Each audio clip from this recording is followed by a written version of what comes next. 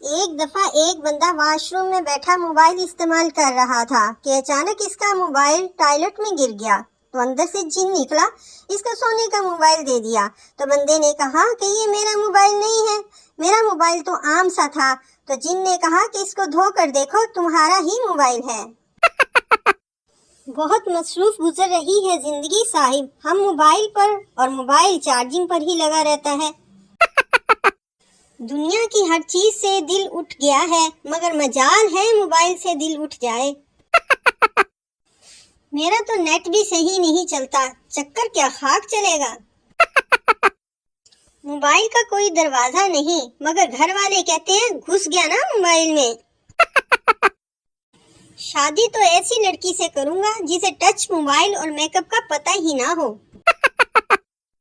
نیند آنکھ بند کرنے سے نہیں آتی، بلکہ نیٹ بند کرنے سے آتی ہے۔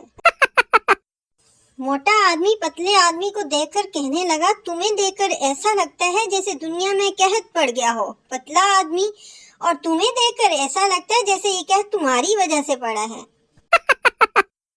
ویسے تو ہم عزت دار لوگ ہیں، لیکن یہ موبائل بہت بے عزت کرواتا ہے۔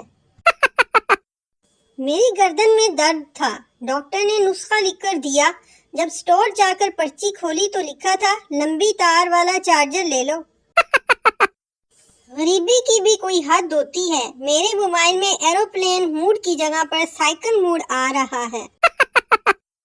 لمبی راتیں آ رہی ہیں، موبائل میں ٹریکٹر کی بیٹری لگوا لیں۔ آدمی، یار یہ موبائل تو مجھے کنگال کر دے گا۔ 200 کیوں؟ آدمی، ہر دوسرے دن لکھا آتا ہے بیٹری لو۔ اب تک کئی بیٹریاں میں بدل چکا ہوں۔